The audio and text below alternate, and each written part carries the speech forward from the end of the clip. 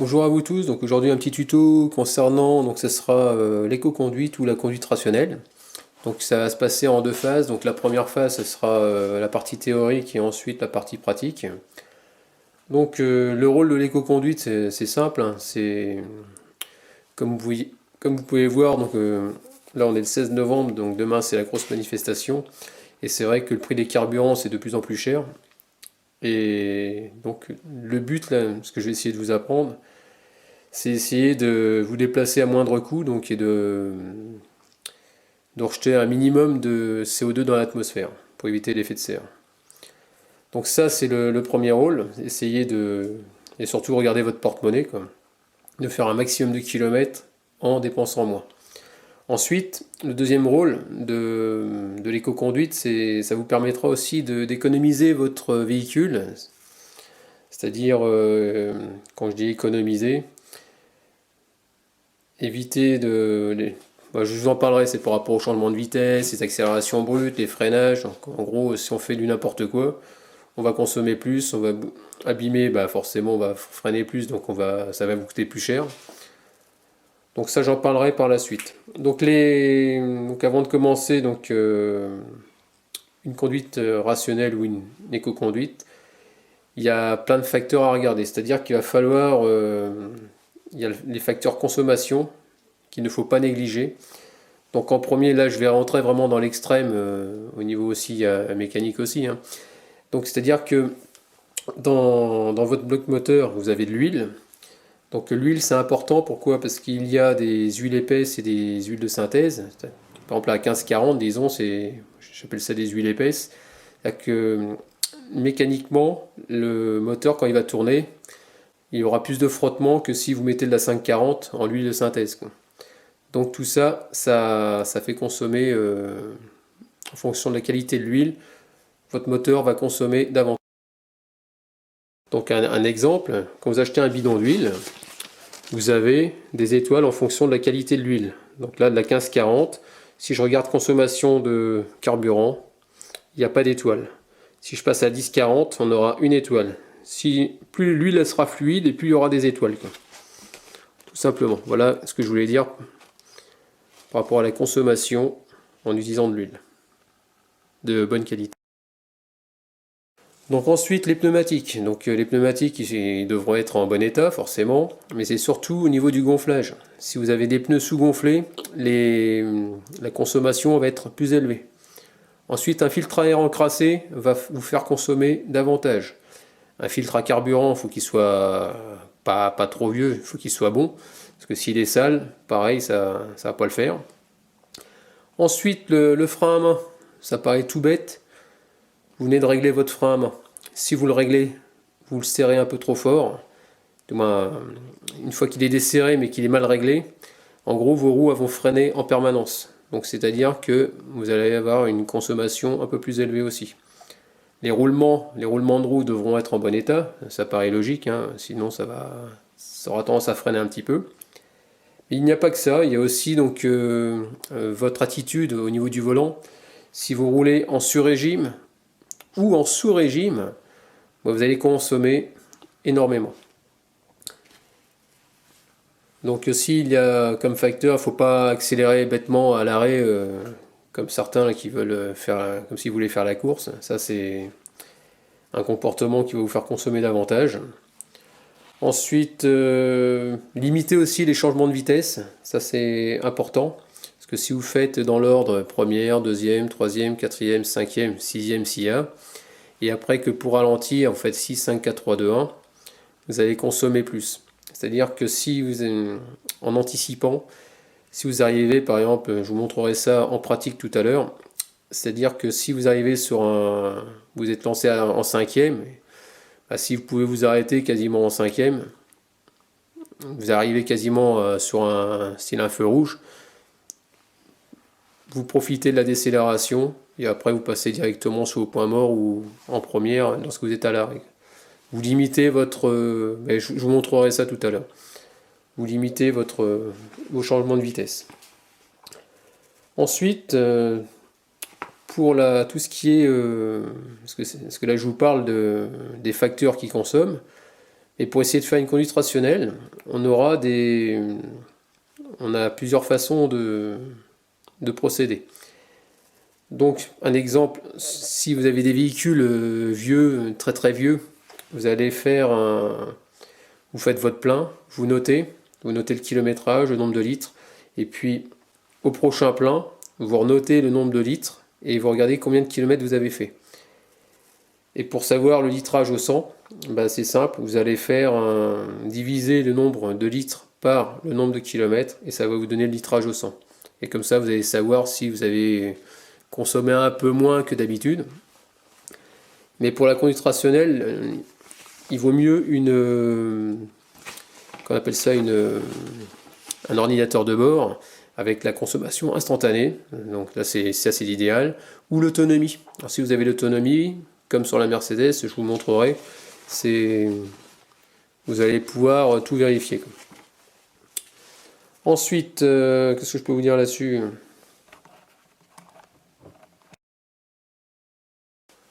Donc ce qui est bien aussi, c'est utiliser le compte tour.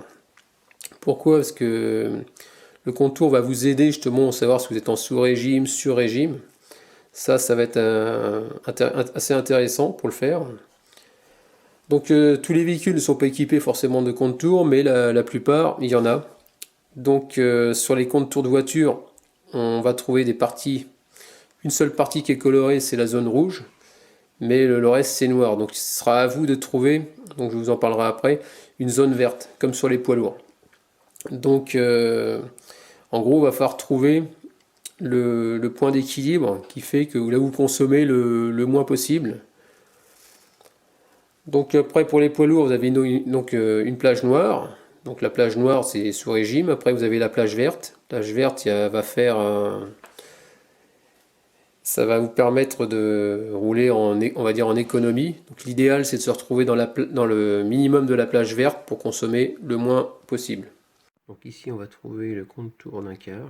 Donc on peut voir là où se trouve l'aiguille sous régime. Après on a en haut nous avons la plage verte qui part à peu près de 1000 à 1500 tours. Et ensuite encore une zone de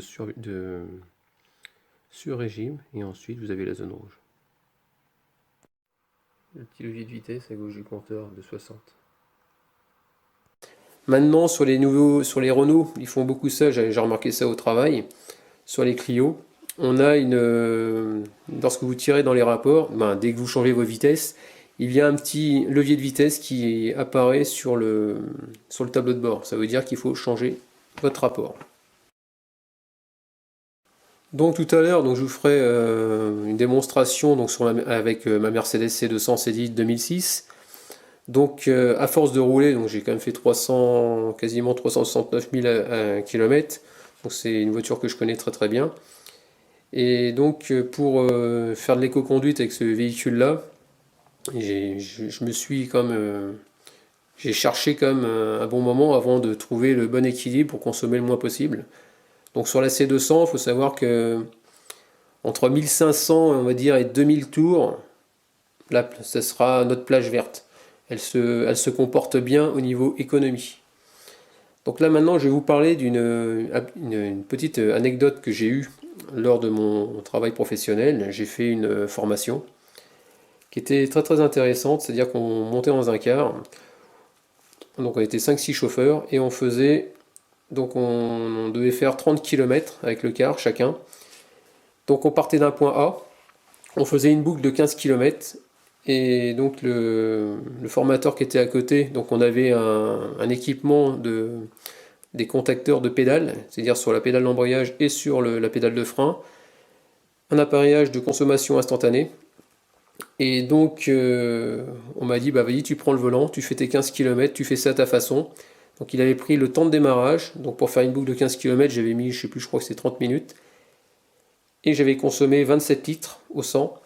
Et j'avais dû faire à peu près 60 coups d'embrayage, donc 60 changements de vitesse et 60 coups de frein. Donc après on a fait, au bout de 15 km, on revient au point de départ. Le formateur, ce coup-ci, reprend le temps et on l'écoute. c'est lui qui nous dit quand freiner, quand changer les vitesses. J'ai mis exactement le même temps et j'ai divisé le nombre de coups d'embrayage par 2. Donc je suis passé de 60 à 30 et le nombre de coups de frein de 60 à peu près à 30. Donc on a pu constater, et en consommation, je suis passé de 27 à 23 litres. Donc j'ai économisé pas mal de... J'ai économisé 4 litres. Et j'ai économisé surtout mon émetteur d'embrayage, à force de changer les vitesses. Donc c'est ça qui vous fait consommer pas mal. Donc c'était une bonne expérience à essayer de faire. Alors l'anticipation, il faut savoir que c'est très très important parce que vous allez pouvoir vous amuser à essayer de le faire vous-même. Parce que quand vous connaissez bien le terrain, il n'y a plus de surprise, vous allez pouvoir anticiper plus facilement que si vous êtes sur des routes que vous ne connaissez pas. Bon, voilà, donc je voulais vous parler aussi d'une anecdote que j'ai eue. Donc quand j'étais jeune, j'étais motard, donc j'avais une 750 Kawasaki, une sportive, et donc j'étais parti de Toulon pour Chartres, donc il y a mis à peu près 1000 km, et je roulais à 200 quoi. Donc en roulant à 200, donc forcément il y a des risques. La consommation, c'était pas de la conduite rationnelle, on va dire. J'ai dû faire, en 1000 km, j'ai dû faire 5 pleins. Donc 5 pleins un plein de moto, hein. Donc 5 pleins. Et je me suis aperçu que chaque fois que je repartais et que je me relançais à 200, je redoublais les mêmes voitures, quoi. Donc j'avais la sensation de vitesse. Donc j'avais le risque de me planter. J'aurais pu me tuer. Maintenant avec du recul, parce que bon, avec l'âge, on se calme, hein, forcément.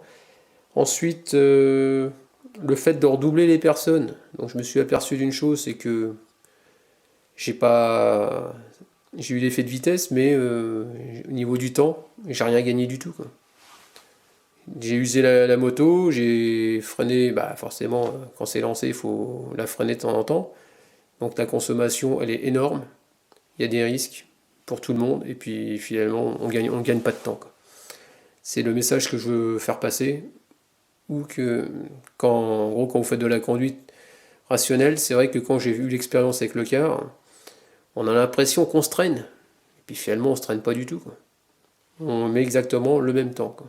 Parce que le fait d'accélérer comme un gros bœuf, vous allez mettre le temps que vous allez passer à accélérer, il faudra le mettre dans le freinage. Et si vous roulez à une vitesse constante, vous mettrez exactement le même temps, quoi. Donc c'était le message que je voulais passer. Donc maintenant, assez de blabla, maintenant on va passer à la conduite, et puis je vais vous expliquer ce que je vais faire. Allez, c'est parti, on va se mettre réglé, donc là je suis au volant, donc de ma C200. Donc là, si vous êtes sur le kilométrage, ici avec le volant, vous choisissez de façon une impulsion, 2 impulsions, pour vous mettre sur l'autonomie. Donc là, c'est pas ça, on rappuie, départ, tac, encore un coup, et là je suis sur autonomie, tout simplement. Donc là maintenant on va faire quelques kilomètres. Vous allez observer donc l'autonomie, vous allez voir ça va descendre. Ce que je vais faire comme beaucoup de gens font, c'est-à-dire qu'ils roulent, ils montent dans les tours, et on va surveiller le compte tour en même temps, et vous allez voir que la consommation n'est pas terrible. Donc ça c'est la première chose qu'il ne faut pas faire, donc je vais vous montrer. Donc ça c'est le comportement qu'il faut bannir de votre conduite pour faire de la conduite rationnelle.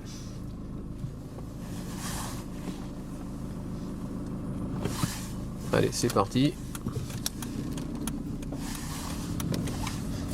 Donc ce qu'il faut éviter, c'est monter dans les tours. Ouais, vous voyez, ça, ce genre de comportement, c'est une consommation un peu élevée, quoi.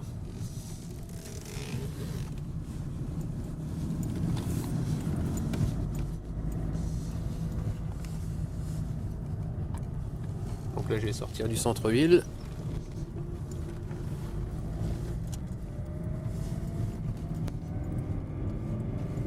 Tirer dans les rapports, c'est pas bon signe. Donc vous voyez, on peut constater déjà que j'étais à 807 km Et là mon comportement, je suis descendu à 796. Et si je continue comme ça va continuer à descendre. Yes. Donc là j'accélère, le temps que je passe à accélérer, je vais passer mon temps à freiner. Donc bilan de l'opération, je gagne rien, je consomme plus. Et en plus de ça, j'use mes plaquettes de frein, juste tout.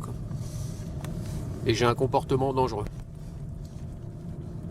Donc vous voyez, donc 791 km, 790. Je freine, vous voyez, c'est complètement stupide.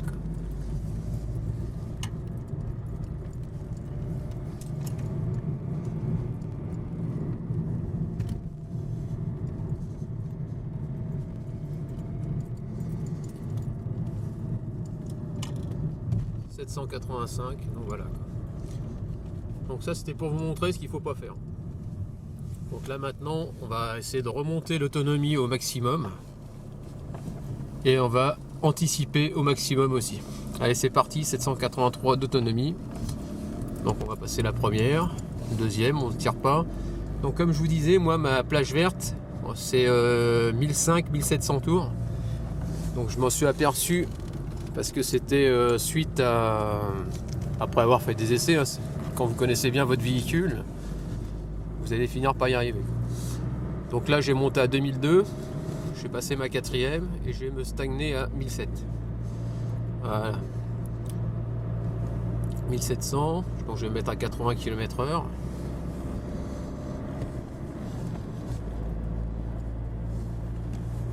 Et on va attendre, on va regarder ce que ça va donner.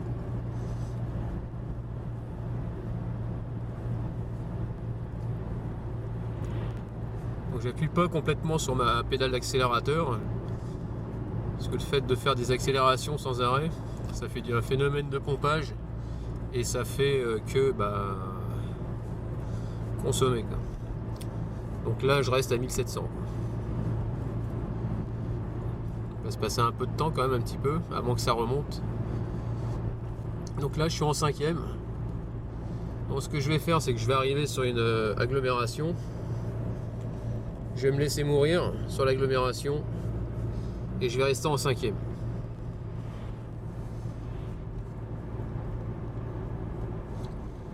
Donc là je vois l'agglomération qui est très très loin. Bah là je touche plus l'accélérateur, je me laisse mourir. Je profite du poids de la masse du véhicule. Alors là comme vous voyez là je suis en sous-régime si j'accélère.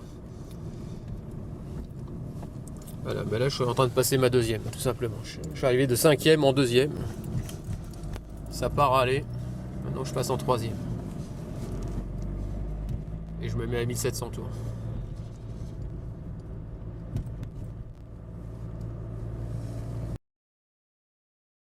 Ce qu'il faut savoir aussi, c'est si vous êtes sur des grands trajets, des grosses départementales, des choses comme ça, ce qu'il faut savoir, c'est que vous allez consommer moins que si vous êtes sur des toutes petites routes de campagne.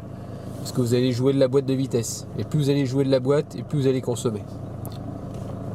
Donc le but du jeu, c'est pas de faire 1, 2, 3, 4, 5, 6 ou 6, 5, 4, 3, 2, 1. Le but, c'est d'essayer de... Des fois, vous pouvez arriver sur un stop en cinquième. Quoi. Et après, vous passez en première. Quoi. Ou voire deuxième, simplement, si l'anticipation, elle est bonne et vous pouvez éviter... vous n'êtes pas obligé d'arrêter le véhicule complètement. Donc là j'ai trouvé, je suis à 70 km/h, je suis à 1500 tours. Vous voyez, l'autonomie est en train de remonter. Donc c'est que j'ai trouvé vraiment l'équilibre de ma plage verte. Vous voyez, ça fait que grimper, quoi, tout simplement. Donc si vous ne savez pas exactement à combien de tours vous devez le faire, vous faites comme moi. Quoi. Donc là vous voyez, là, je suis en train de redescendre à 1000 tours, là je vais arriver sur un feu rouge. Tout simplement. Je suis en cinquième, voilà. Je débraye et je suis au point mort, tout simplement. J'ai pas fait 5, 4, 3, 2, 1, donc j'ai économisé qu'on appelle ça mon émetteur d'embrayage, en évitant de changer un maximum de fois les vitesses. Et j'ai rien abîmé. Et puis voilà, vous voyez, c'est 751, donc là je monte. Je tire pas dans les rapports, je passe au plus vite, je décolle mon véhicule. Voilà, je fais pas hurler le moteur, ça sert à rien. On a l'impression qu'on se traîne, mais on se traîne pas.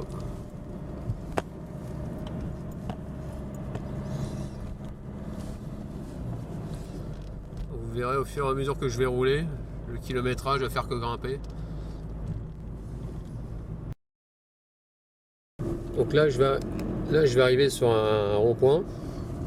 Donc là je vais anticiper, donc je me mets en deuxième. Là je regarde, c'est bon, il n'y a personne. Donc j'y vais franchement. Je marque pas l'arrêt, parce que si je marque l'arrêt, le problème c'est que j'ai obligé de me mettre en première et je vais consommer. S'il n'y a personne aux alentours, on reste en deuxième, on profite de sa lancée et on enchaîne les vitesses. Tout simplement. Donc là je vais vous montrer un truc aussi. Donc là vous voyez je suis à 735 km, normal j'ai eu pas mal de côtes. Donc le fait d'avoir des côtes, le problème c'est que on ne peut pas faire de la conduite rationnelle. Là vous voyez je vais me mettre en sous-régime. Donc volontairement, là je suis en quatrième, je suis à 40. La voiture elle part là.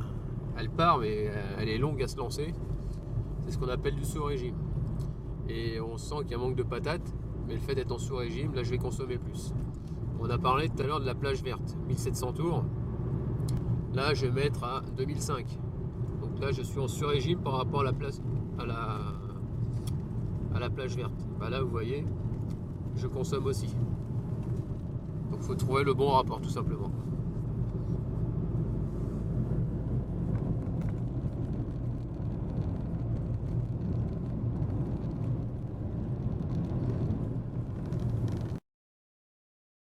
Donc là je suis en descente et je profite du poids de la voiture pour me laisser descendre tout simplement. Donc ensuite vous gardez une vitesse de croisière au niveau du tour minute, au niveau du compteur tout simplement, et vous verrez ça va faire que grimper. Donc là je suis en troisième, donc il n'y a personne, vous voyez je reste toujours sur la troisième, j'ai pas à changer de vitesse tout simplement. Donc c'est ce qu'on appelle l'anticipation. Donc comme vous pouvez voir là maintenant je suis à 775, 76, ça fait que grimper pour l'instant. Donc là je suis monté à 816 pour l'instant, je suis en quatrième. Là je me laisse mourir jusqu'à l'intersection en quatrième. Et pour pas que ça broute, je vais débrayer et puis je vais passer en deuxième en anticipant mon virage. Bon, ce que je peux vous dire en tout cas c'est que la plage verte, donc le plus bas de la plage verte sur la C200, elle est bien entre 1500 et 1600 tours, voire 1700. Et le haut de la plage verte, je dirais qu'elle se trouve bien vers 2000, vraiment gros maximum quoi. Donc là c'est en train de stagner, ça continue à grimper, hein. On va laisser faire, on va regarder la vitesse de croisière. Donc voilà, vous voyez là je suis à 888 km d'autonomie, donc là c'est intéressant. Donc j'étais à 807 au départ, je viens de faire 25 km. Donc on peut constater que là j'ai fait très attention à ma consommation. Ensuite ici vous avez la consommation, vous voyez je suis depuis le départ site 1. Donc quand vous voyez site 1 par exemple, et que c'est juste pendant le départ, ça va pas descendre d'un seul coup. Donc ça il faut le savoir aussi. Il va falloir manger un peu de kilomètres avant que ça descende et que vous voyez vraiment la chute, mais vraiment de votre consommation. Je sais que là, si je fais encore 30 km, je vais passer de site 1, je vais tomber à 5 litres 2, 5 litres 3 à peu près. Donc là, je suis à site 1. Et ce que je voulais vous dire, donc là, au niveau de qu'on appelle ça quand vous êtes en sous-régime, le seul fois où vous pouvez rouler en sous-régime, c'est surtout sur la neige, pour éviter de patiner et de vous planter quoi. Donc là oui, tout à l'heure j'étais depuis le 0, j'étais à 6 litres 2, là vous voyez je suis à 5 litres 9, donc déjà c'est une bonne approche. Ensuite laisser un véhicule tourner à l'arrêt, comme là vous avez vu ça consomme, donc ça il faut éviter, vous voyez ça chute, là je suis en train de consommer. Donc il n'y a pas de secret, hein. Donc là, pour faire des économies, hein, c'est anticipation et puis avoir un véhicule en bon état, Puis faire attention, pas de grands coups de frein, pas d'accélération brusque, ça sert à rien, parce qu'après il va falloir freiner. Et comme vous avez pu voir, le fait d'anticiper, on freine quasiment pas, quoi. C'est frein moteur et puis voilà, quoi. Donc vous économisez vos plaquettes et votre carburant et aussi votre boîte de vitesse, que vous changez moins de vitesse, le fait de sauter des vitesses, quoi. C'est-à-dire de passer de 5e par exemple en 2e ou chose comme ça, en me laissant mourir sur les obstacles tranquillement. Donc voilà ce que je voulais vous dire. Donc j'espère que ce petit tuto il vous aura donné des idées pour conduire économiquement. N'hésitez pas à me laisser des commentaires avec des j'aime ou j'aime pas, et puis je vous dis à très bientôt, ciao.